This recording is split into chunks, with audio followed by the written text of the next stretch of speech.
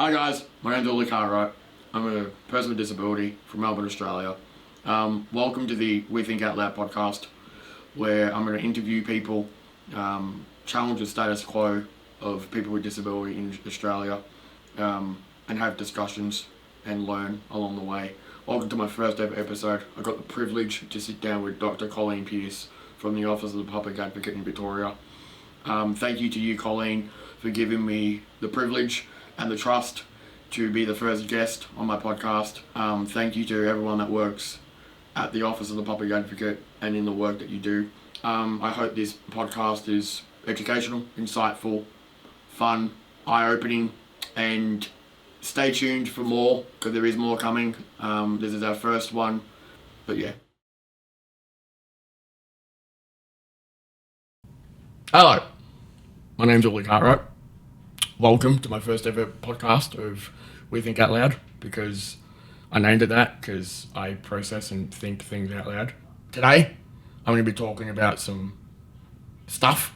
I say stuff because I'm not sure where this conversation is going to go, but I'm going to be talking to Dr Colleen Pearce, the Victorian Public Advocate. How's your morning going, Colleen? Yeah, pretty good, early. I'm very delighted to be the first person you've interviewed as part of your podcast. I'm glad. And congratulations for taking up this initiative to talk about this incredibly important issue. But I'd like to begin by acknowledging that I'm speaking to you and your listeners today from the lands of the Wurundjeri people of the Kulin Nation. I pay my respects to their elders past, present and emerging, and to any First Nations people who may be listening to your podcast. I also want to acknowledge that this always was and always will be the unceded lands of the Wurundjeri people. Thank you for that acknowledge the country. And I second it. Do you want to call you Dr. Pearce or Colleen?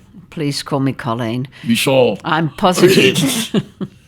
Tell me about yourself, for people that may not know you.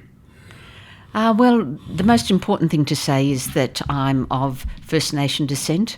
My mob is the Yuin people. It's a very important part of my life and my well-being.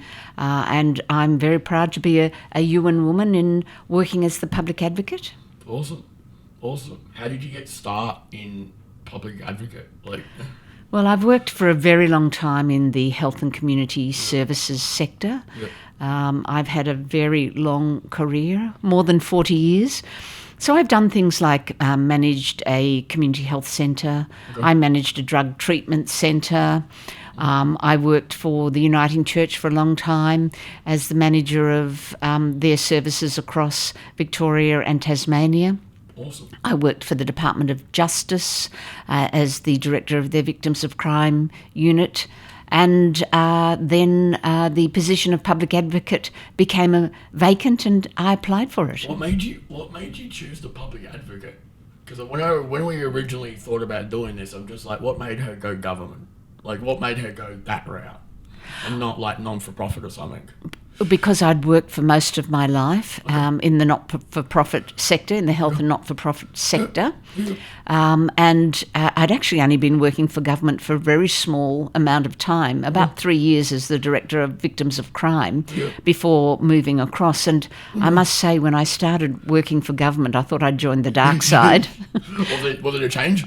Was it different? Yeah, it was different. It's a really big difference. One has to get used to. There's a lot of rules working for government, and it's hard to sometimes know what all those rules are. Yeah. But this was such an important role, such an incredibly important role, and I saw it as a great opportunity to move forward and build on the work that I'd been doing. So for our listeners, how long have you been the public advocate? Because I could probably take a guess, but I think I'll get it wrong. For 15 years. 15 years, okay. So a long time. Does it feel like yesterday? It does, really. Okay. I've been at this now for quite a while, and lots have changed in that time. What does your day-to-day look like? Well, it varies. Every day is really different, but I think the key feature of the work that I do as a public advocate is advocating for the human rights of people with disability. And every day my office deals with people who have a cognitive impairment or a mental illness who struggle to participate in community life and have a voice. And the vision of my office is for a just and inclusive society that promotes safeguards the dignity and human rights of people with disability. And that's an incredibly important aspect of our work, and it's what gets me up every day and keeps me here, because human rights is absolutely fundamental to the well-being of everybody, but particularly people with disability. Colleen, tell us what the UNCRPD is and where it came from, because audiences might not know what it is. The United Nations Convention on the Rights of People with a Disability is a very important convention. It was the first time that a convention has been developed by the people it concerns. So nothing about us without us. So it was really profoundly important.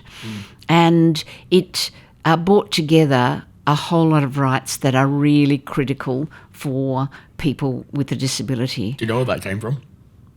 It came from really the activism of people with a disability themselves, who were perhaps tired of being treated like second-class citizens, not being included in society, and also not having their rights respected. So it was momentous that they got together and got the convention ratified. I think the convention was ratified in the short, or developed in the shortest amount of time ever. But what it does is it sets out the rights for people with a disability, and it means that we can refer to that charter. It is embedded now in legislation. So the Guardianship and legislation. In the Guardianship and Administration Act, it makes reference to the United Nations Convention on the Rights of People with Disability. And moving forward, any legislation that affects people with a disability should have that embedded as a principle, as a guiding philosophy in the way that we work. I think it's I think people with disability use it as an accountability document. So I know a lot of when I do my workshops and stuff with Valid and I do training, we mention it all the time. So it's been a big change.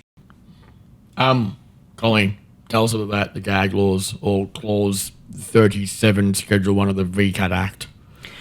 Well, there's a current provision in Victorian legislation that prevents anyone from publishing or broadcasting information that could identify anyone involved in a guardianship and administration proceedings without the permission of VCAT. And that's what's now commonly called the gag laws.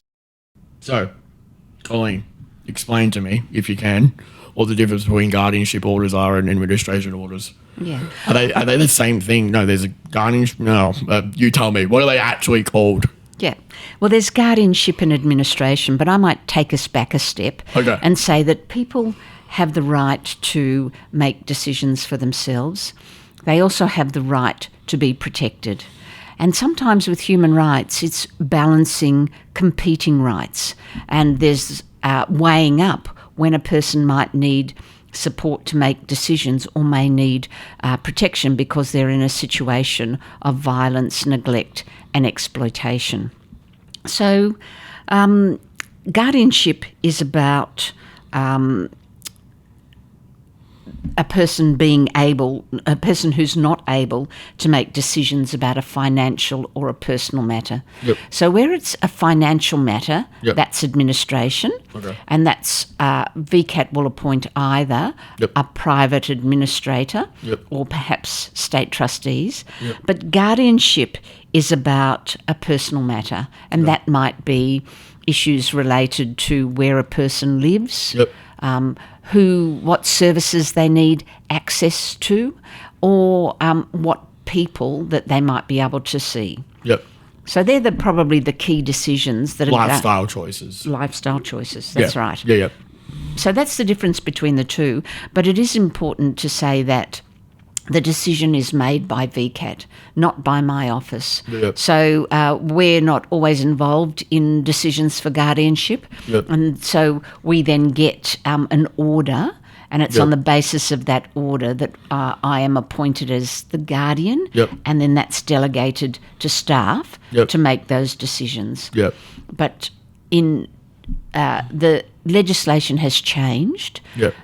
in 2020. So the primary principle that we make decisions on is now will and preference. Explain that to me. Well, it means that we have to try and understand what a person would want for themselves if they were making that decision. Okay. And we, as far as possible, would need to enact that decision. So what was the old model? It was best interests. Okay. So how my interpretation of that and your interpretation may be different. The difference that I see is best interest is what you think the person will keep safest, or will be the most protective of decisions to make. Will and preference is actually trying to step into their shoes and work out what they want. How would you explain it? I think that's Okay. a very good summary, but it signifies a move from services being provided in the welfare model to Okay. a human rights model, where we give respect to the individual and we try and understand what their will and preference might be. Okay. But I do have to say that there are occasions when we can't give effect to a person's will and preference. What do you do then? Well, we make the decision, and Good. generally that's in a situation where a person is at risk of violence, abuse, or exploitation. Yep. Sometimes there's coercive control being exercised. Yep. But guardianship is, in fact, a limitation on a person's human rights. Yeah. So it has to be reasonable, justified, proportionate for the shortest amount of time possible and the least restrictive.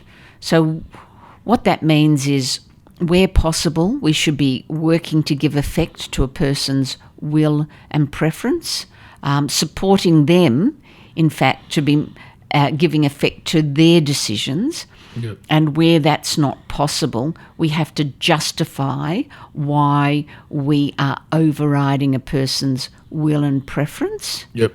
And demonstrating that there was an issue such as coercive control or violence and then or abuse. If that happens, do you then have to, not justify, but then do you have to show how you can get back to giving them their will and preference? Like if you do have to take control, so to speak, to protect them, do you still try and consider their will and preference, even if you can't do it directly, I would say? Yes. Yeah, okay. Yes, yes, we do. And it might mean that with supports Yep. or putting in place independent advocacy or getting the person settled or out of that environment, Yep. they're in a position where they are better able to articulate what their will and preference is, or they're in a safe space. Yeah, support can make a very large difference, whether it's moral support, financial support,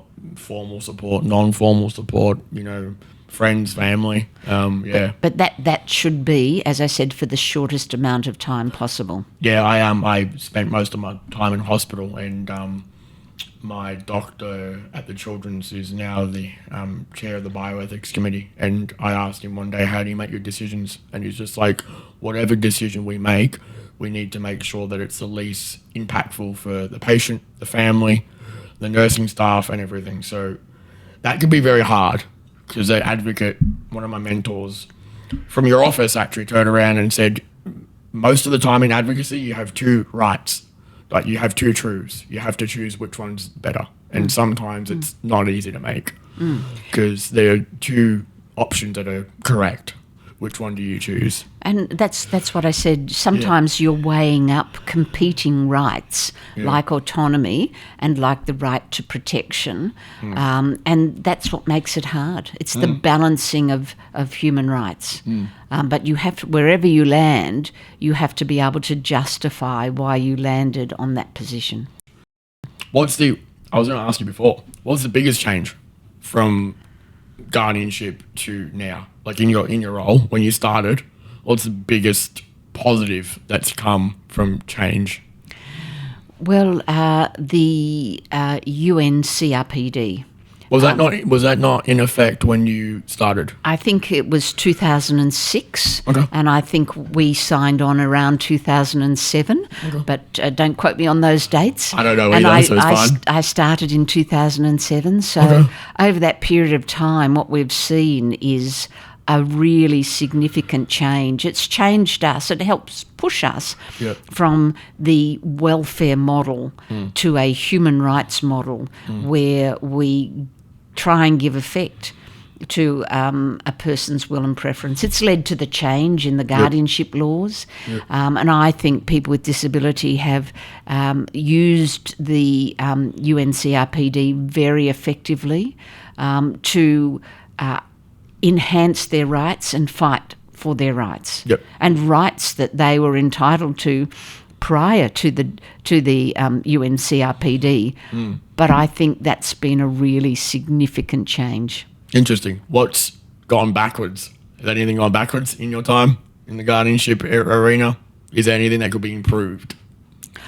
Well, that probably brings us neatly to the issue of the gag laws. Yeah. And that's Section 37 of the Guardianship and Administration Act. And guardianship has always been a protective jurisdiction. And, when people were in institutions, they probably didn't want to have everyone being told, well, you live in an institution. But that was part of when protection was given more weight, perhaps, than the right to autonomous decision-making. So now there's a shift, a really big shift. And we think about things differently. And so a person who has been under guardianship and administration, now I think there's an understanding that they have a right to a voice, they have a right to be heard, and they have a right to be listened to.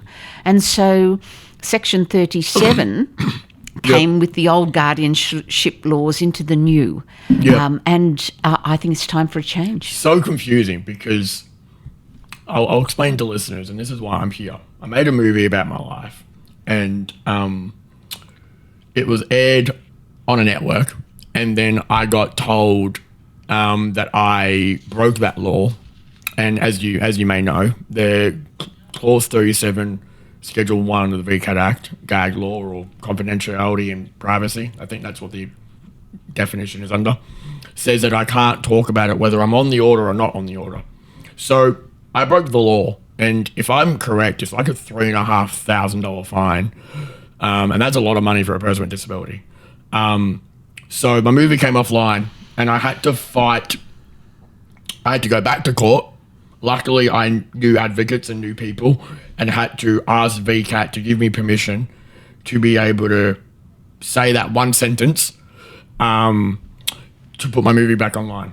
And then I had to go back to court again to go to the Disability Royal Commission to get permission to do that. And while I was there, I had to get them to write an extra court order to say I can speak to the media about that. What are your thoughts about that whole stressful situation? Well, I know that was very stressful for you and very difficult at the time. And the thought that people with disability have to go back to VCAT and potentially get legal representation, either a cost or try and get Villa Manta or legal aid to represent them. The other reason why I got mine was because I knew someone that was in the advocacy sector.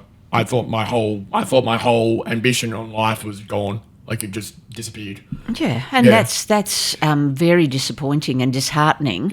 And I don't think people should have to go back to VCAT so in order for them to tell their own story.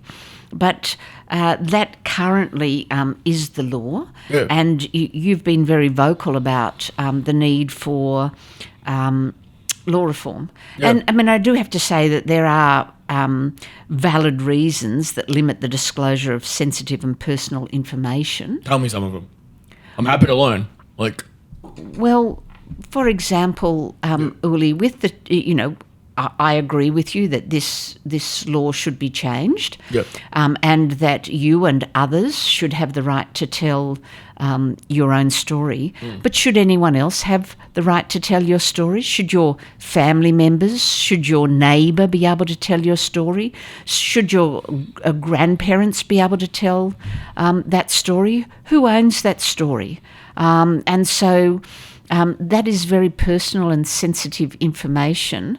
And perhaps there might be grounds for not having anybody being able to tell your story and put their interpretation on it. I think practically speaking, if I was a normal person, which I am, but if I didn't have any labels on me, I had the right to tell my own story and express my own opinion, but I don't think anyone else should be telling my story. But I don't think that's any different.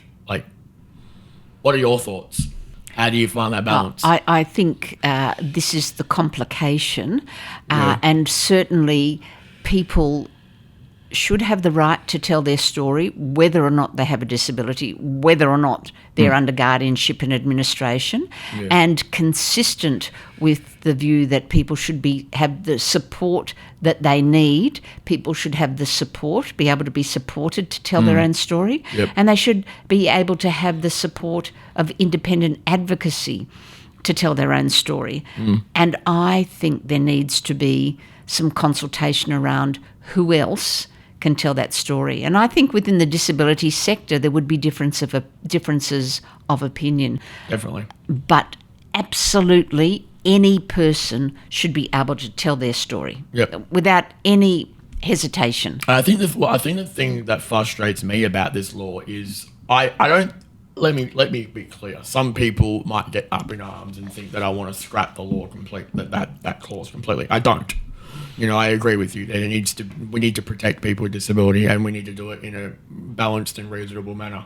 But I feel like that guardianship, as you said, is a limiting thing. It's restrictive to some degree. You're basically silencing someone's voice, and it's an automatic thing. I don't think it should be automatic, and that's where I sit. It's just like, with supervised treatment orders or chemical restraint or whatever, you need to have checks and balances before you give them something that may, knock them out, so to speak. So why isn't there more checks and balances when this, clause goes into effect? You're restricting someone on top of already putting a guardianship on them. That's what frustrates me, because I know when I come from my hospital background, I know how much checks and balance there are for safety in operations, in making decisions. It just blows my mind that it's so easy to, silence someone, so to speak. Well, some people, Uli, might argue that going to VCAT is a check and a balance on a person's right to privacy. But I disagree. I think, as I've said a number of times, people have a right to a voice. They have a right to be heard. They have a right to be listened to. And so people should be able to tell their story, their own story. Guess what? I didn't even know that clause existed until my movie came offline. I didn't even know the law was there. And look, I think I don't want to be critical of VCAT in the sense of the section, or what we call the gag laws, because it's in the legislation. So it's the legislation that has to change. We are talking about law reform, not VCAT, because VCAT weighs up the evidence and makes a decision about whatever. The facts. The facts. And they're judges. They have to go off the facts. And if a person doesn't know that there's that section like you, and VCAT's not thinking about it, but I think what you've done, Uli, is you've raised the issue And I have heard of other people that are now going to VCAT and asking for the right to tell their story. But again, it's putting barriers in the way of people because they have to go back to VCAT. They have to have legal assistance to be able to get that right. So, Colleen, I hear that your office has a position statement on gag laws. We do. Tell me. We do. We support the reform of the Guardianship and Administration Act to remove the section that prevents individuals from telling their stories. And so while there might be some valid reasons to limit the disclosure of sensitive and personal information that's discussed in guardianship and administration proceedings, such as protecting the privacy of people under orders, that shouldn't prevent individuals from being able to tell their story. They have a right to freedom of expression. They have a right to tell their own story, to own that story. And we want to see the laws reformed in order to ensure that individuals do not have to go back to VCAT, do not have to get a lawyer, find a lawyer, and go back to VCAT to enable them to tell their own stories. I think broadly this will, removing this clause will help conversation, which will help more reform, which will help more acceptance of people with disability. Whether it's good experiences or bad, I think if people are allowed to tell their own stories, people can learn from it. And if we can learn, we can do things better. And I think this is an important part of an inclusive society to enable people to have freedom of expression, just the same as everybody else has the right to freedom of expression, to tell their stories. And why should this be any different for people with a disability? We're not perfect people, but it's upsetting that these laws were put in place to elevate us from second-class citizens to first-class citizens, but it seems to be a slight obstacle. But hopefully we can take a step forward and fix it, Well, we've moved from a welfare model to a human rights model. That's a good start. The guardianship laws, the new guardianship laws reflect that. Yeah, they do actually. Yeah. But this section is part of the welfare model that's come across to the new legislation. And if we do want to be a society that does recognise and cherish the human rights of people with disability, then this is one way to do it. It's to change this law, to amend it, so people have the right to be themselves. From a practical perspective, like when I listen to this stuff, it's kind of like, it was just a typo. We missed it. Well, it's pretty bad typo. Words have consequences and sometimes unintentional, really. So, Colleen, tell me, what is the risk for someone telling their own story? I think the risk is pretty limited. But what it would give us is a greater level of transparency around guardianship and administration. If people do have a story to tell about guardianship and administration, the good, the bad and the ugly, why can't they tell that part of their story? They can tell every other aspect of their life. They just can't tell that little bit of their story. But that may have had a profound effect on their life, and it may be healing, it may be important for them to be able to tell that story and for people to hear what it was like and what it meant for them. Wow, that's pretty simple, but you're not wrong. People like to express, to move on from crappy situations or good situations. How can someone hear or know more about themselves if they can't really talk about it? And how can society know where we come from to be able to help us, if that makes sense? If no one knows what goes on, how can we change?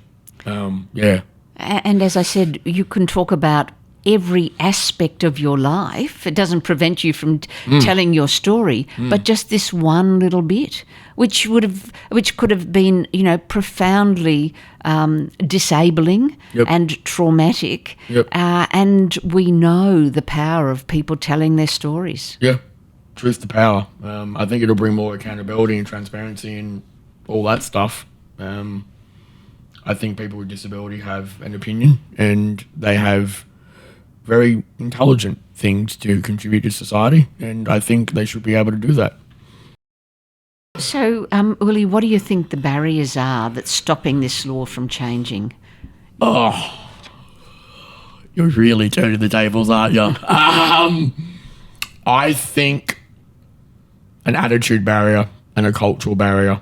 I think, as we said earlier, there's people like, your office would support people if you guys thought it was right to have the exemption. Villa Manto is a disability rights legal service that's doing that. So the law is not impeding people as much as it was since I went to the Royal Commission, which is good. People are getting exemptions, but I think an attitude barrier and just education and people understanding why it's important and why it matters. I think, without going into too much detail, but I think society in the disability sector is very risk adverse. They don't like taking risk. They don't like.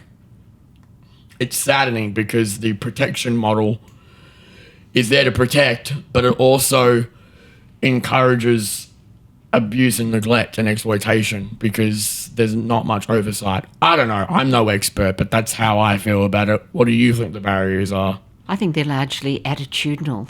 We need to change the focus from risk to one of transparency. We need to give weight to the right to be able to express oneself and not to be so risk adverse that we're worried that a person who wants to tell their story might be at risk of exploitation or abuse. If we reframe the conversation and say that it's actually very empowering for a person to be able to tell their own story, that we need to make sure that there are supports in place to help them tell their own story, and we focus on empowerment and, more than that, the ability to participate in society. Because if you can express your views and your feelings, it gives us greater weight to be a fully participating member of society. Yeah, I agree. I think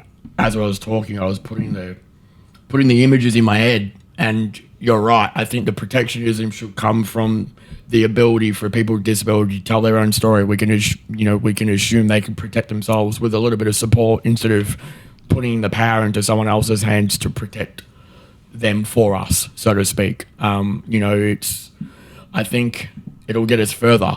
Like, there'll be more protection if we can talk about it. But particularly if we look at capacity building, and by that I mean that people have the supports that they need, including peer support, that is protective. Yep. And so we are exercising protection by building a person's capacity and enabling and ensuring they have the supports that they need. Yep. Colleen, with everything that we've spoken about, risk, benefits, downfalls, what are the potential solutions you think? Tell me. I think the first step is to amend the laws. Okay. Change the laws. But secondly, it's very clear to me that people with disability need support. They need support to be able to exercise their rights and not just about telling their own story. So we would like to see more supported decision-making to be available, and also as an alternative to guardianship and administration. Can we support people to exercise their choice and control, or their will and preference, in ways that mean that you don't limit their human rights? if for people that may not know, what is supportive decision making? Well, it's having the supports available Yep. to enable a person to exercise their will and preference. And sometimes that may take a long time. People who have been disempowered perhaps don't know what decisions they're able to make, and they need to be supported. Sometimes people are very clear about the decision they want to make, such as changing these laws, Uli, just like you've done. And you need support.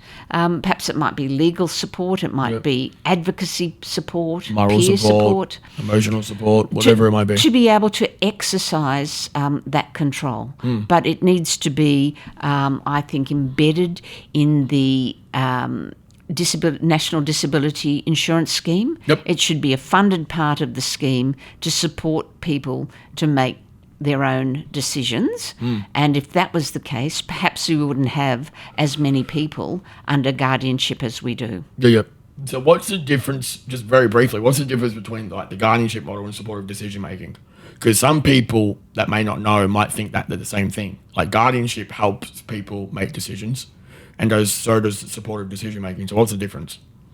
Well, for guardianship and administration, it is determined by VCAT. So there is a hearing where they weigh up the evidence to see whether a person needs support or to be able to resolve the situation they're in. And of course, guardianship, in guardianship, you can have your will and preference overridden. Whereas a supportive decision making, you're not going before VCAT. Perhaps it's a friend or a colleague or a peer support worker, somebody who assists you to make that decision. That's a great definition. I think one of the steps in this change is